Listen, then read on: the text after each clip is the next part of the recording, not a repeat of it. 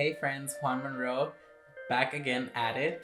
So I've had a few chit chats with friends here and there, and I've had people ask me for certain parts of my video to go into depth with it. So I kind of decided to do like a 3-part video of going into depth of how I do or what I would consider my signature look. So we're breaking this video up into 3 parts, and this will basically go into depth of how I do my foundation, my primer, bacon, eyebrows, eyelashes, my taste and my take on it.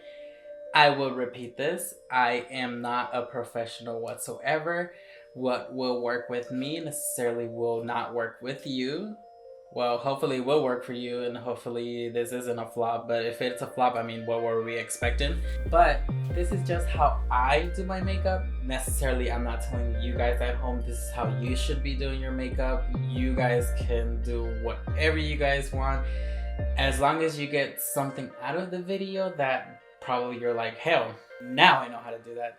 Great, that's what this video is for. And without further ado, you get what I mean. Let's get started.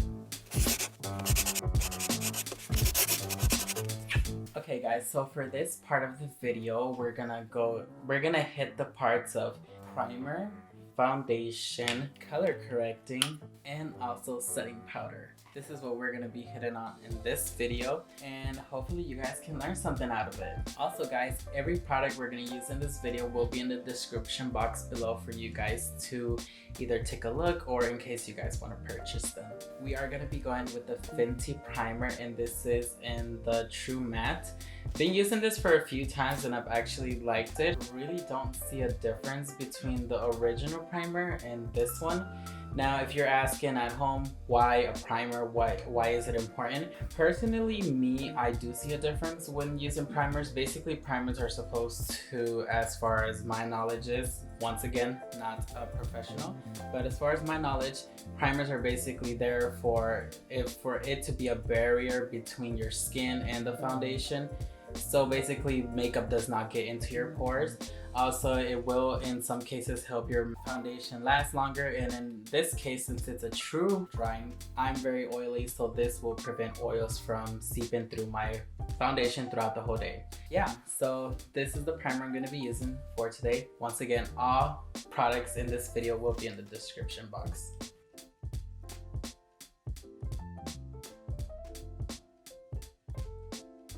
Always remember to go down the neck.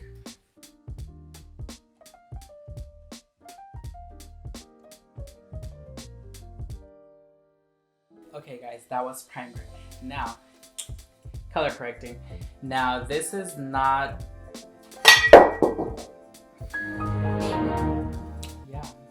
this is what we're working with, guys.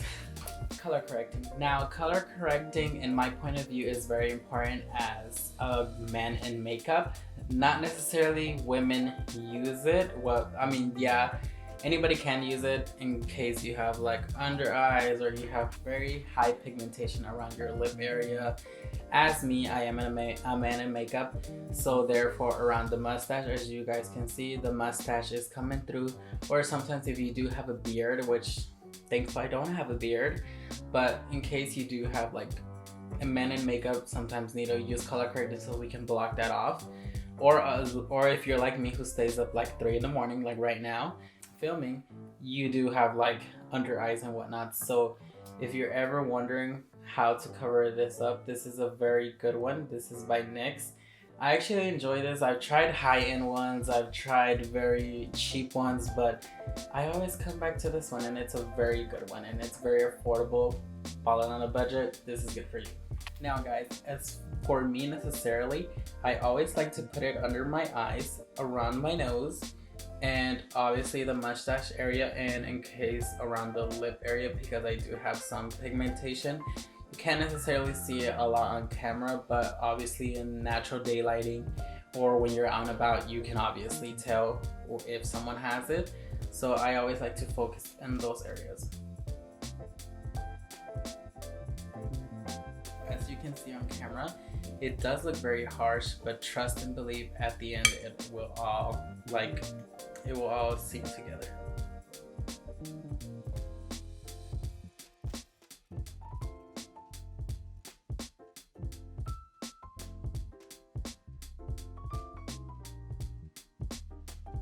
I like to take it into the inner corner and on the eyelid in case you do have some pigmentation, as I do on myself. But that's just self-preference. I just like doing it. I just feel like it cancels us out ever so slightly. And also around the nose.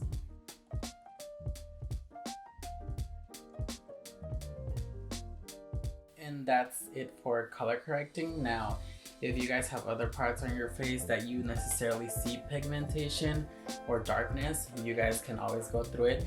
Also, very, very helpful tip. If you ever have a hickey on your neck and your mom's gonna kill you if she sees it or something like that, you can also put the color correcting concealer over it and it will cover it up. Hopefully. If not, then you're screwed.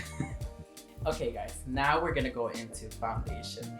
Now foundation is one of those things that is very important in your beauty routine. I feel like foundation is kind of like the base for the whole thing. It's very, not saying that in drugstores you can't find your perfect shade. It's just a bit harder. You just gotta make sure that it's suitable for everything you're looking for, and that it will keep up or live up to the expectation that it does say. I've been liking this Naked Stay Foundation by Urban Decay.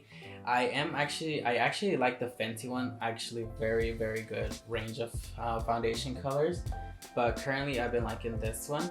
It's very important with this, I always tell everybody to bring it down the neck.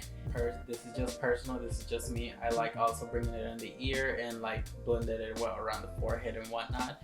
I think it's very important. It just will make your foundation look seamless, because you just don't want to like leave it right here and then you look like you're just wearing a mask, or you don't want to like forget about your ears, because then your foundation is one color, but let's say if you have redness on your ears, your ears are completely different color and you just don't want to look different. You just want to look like one color.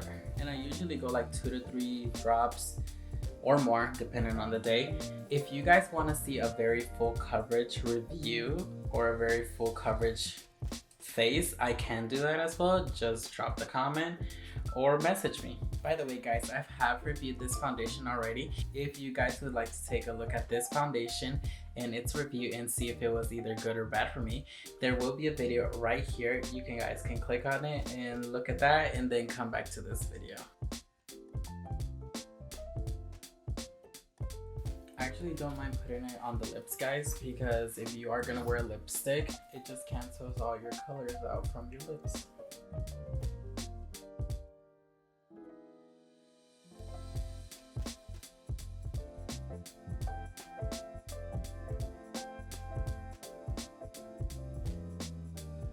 Okay guys, I forgot to mention this at the beginning of the video, but we're also going to be putting concealer within this part of this video.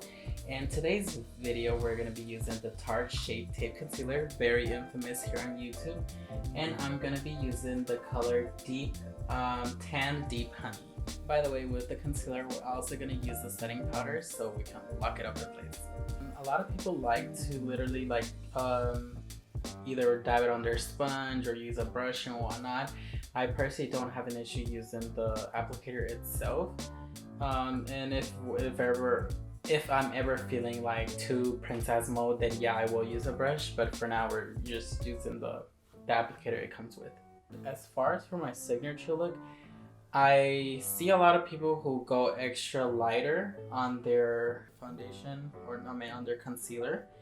I personally don't like that look, because like, well, at least with me, I don't like it. I just like to keep it very natural. It's just self-preference. I just don't like the look of having very, very light under eye and whatnot. Kind of like your skin, but better. I don't like the over-the-top white cast. If that's you, you know, you do you, but I just don't like it. And now going with the Beauty Blender, we're gonna blend this all out.